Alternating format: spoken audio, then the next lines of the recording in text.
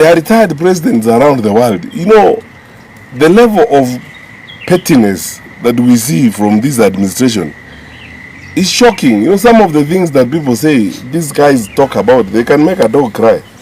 The president retired, and that's all. And serikali, unajua, if you cannot manage a retired president, honestly, what can you do? Utafanya nini? You know, managing a retired president is the easiest thing, because there is an act that says what that retired president is entitled to. Na mzee amefanya kazi yake, amepumzika, ako pale huko Ichaweri, anaendelea kuangalia mambo ya wajukuu wake. Sasa wewe kazi yako ni kila siku, even at the middle of the night you dream you are having a nightmare. Unaita Uhuru Kenyatta. You are going to call your wife or your girlfriend Uhuru Kenyatta in the middle of the night. But I'm asking the government, if you want to prove us wrong, arrest those who are involved and present them before a court of law, because that is how you prove that you are serious. Lakini kila wakati ni excuses, you know. Maybe somebody should award this government or record them in the Guinness Book of World Records for being the government that has generated the most excuses to govern. Oh, we inherited empty coffers. Oh, it is Uhuru. Oh, it was Raila and Azimio. Oh, it is who. I mean, it's someone else is to blame. Not their own failure to manage the country. Hiyo ndio shida. Tunawaheshimu kama viongozi wetu. Wakati umefika, if they did not see this danger, wakati umefika wa kufanya mjadala. Lakini sisi kama chama cha Jubilee ndio wa kwanza kusema tunajiunga na Wakenya wengine kukataa finance bill 2026, reject finance bill 2026. Ukiangalia yale ambayo yako kwa hiyo finance bill, unashangaa tutaishi wapi na tutaenda wapi. The cost of living is already unbearable for many. Kenyan workers, wafanyakazi wa Kenya saa hii. Sijui kama kuna mfanyakazi Kenya hii ambaye anatarajia ama anatasamia kupata payslip. Maisha ya kufanya kazi nchi sasa imekuwa kama ni utumwa. It's slavery. And Kenyan workers are paying every day over taxation. Na ukweli ni kwamba hii serikali imetoka kwa mpango wa IMF program. Why did they get out of the IMF program? Kwa sababu wamekataa audit. IMF inauliza audit. Na mnajua kwa nini wanakataa audit. Sisi zote tunajua kwa nini wanakataa audit. Because they have refused to accept that audit. They have gotten out of the IMF program. Sasa they are trying to look for money to plug the holes through overtaxation. That is the truth.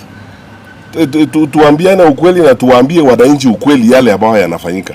So whether you bribe leaders of the transport sector for a day or two to get out of the street, whether you intimidate them or whatever you do, the problem does not go away.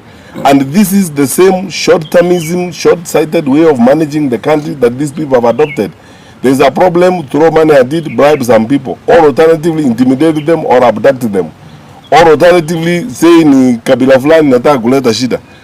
You are moving all of us into a crisis and trying to profile one community. Eti you think it is going to be fashionable? Shida ambayo iko kila mahali Kenya hii. Hata ukienda Garissa, uende wapi, shida ni hiyo kila Mkenya anapitia. Sasa kwanza kuambia wananchi eti ni maneno yanaletwa na kabila moja and so on and so forth, which doesn't make sense. Ya mwisho, there are retired presidents around the world. You know, the level of pettiness that we see from this administration is shocking. You know, some of the things that people say, these guys talk about, they can make a dog cry. The president retired, and that's all. And serikali, unajua, if you cannot manage a retired president, honestly, what can you do? Utafanya nini? You know, managing a retired president is the easiest thing, because there is an act that says what that retired president is entitled to. Na mzee amefanya kazi yake, amepumzika, ako pale huko Ichaweri, anaendelea kuangalia mambo ya wajukuu wake. Sasa wewe kazi yako ni kila siku, even at the middle of the night you dream you are having a nightmare. Unaita Uhuru Kenyatta. You are going to call your wife or your girlfriend Uhuru Kenyatta in the middle of the night. Let's be serious, people. I'm telling you, let's be serious, people. Kenya deserves better. We have been independent for the last 63 years. We are respected around the world, in the region. We are asking our leaders, we are better than that. Is why in Jubilee we are saying we are better than this. We would like to change this administration because Kenyans deserve better. Deserve better leadership. And what would we do so that I don't concentrate on negatives only? We would introduce transparency and management of the energy sector differently from what you see these days. We will not engage in conflict of interest. We will not lead a government where we ourselves are doing business in the oil sector. Because in doing that, because of conflict of interest, we will not be able to regulate and manage the sector effectively. We will give an opportunity to all Kenyans. We will be transparent about what we do and accountable about public affairs. If we spend money from the petroleum fund levy or the road maintenance levy, we will tell the public what we have done in that kind of way. And even if we don't tell the public for one reason or the other, we have parliament. Parliament is the representative of the people. Elected members of parliament ought to be told and ought to be explained to everything that is happening by government. Sasa, if they don't trust the rest of us, even with the so-called G2G, why don't they take it to parliament? Our representatives are in parliament. I will be very happy and satisfied myself if members of parliament were taken through all this and all this information was given to members of parliament. Sasa hii ukora unaendelea hapa ya kuibia nchi ndio imetuleta mahali tumefika. Na wananchi wakiuliza maswali ni kupiga nduru Uhuru Kenyatta. Sasa Uhuru Kenyatta ni chorus to explain everything, including your incapacity to deal with things. Finally, the level of insecurity in this country is going out of hand.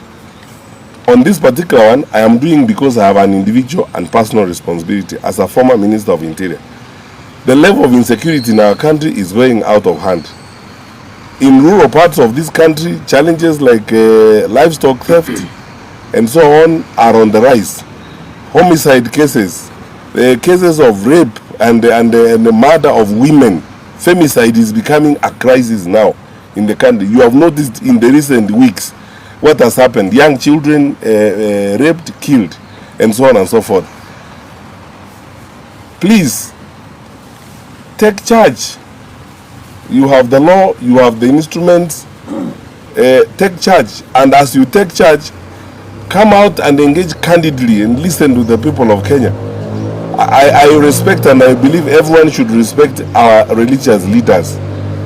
They have almost shouted themselves hoarse addressing this administration, the Conference of Catholic Bishops, the PCA leaders, the MCCK, everyone.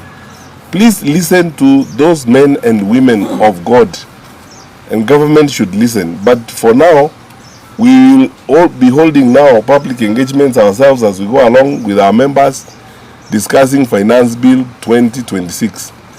Our honest view is that it should be rejected because of its draconian and punitive taxation measures that will hurt everybody in the country. Thank you. Questions? Yeah, they don't have questions. They are very happy with what we have said. And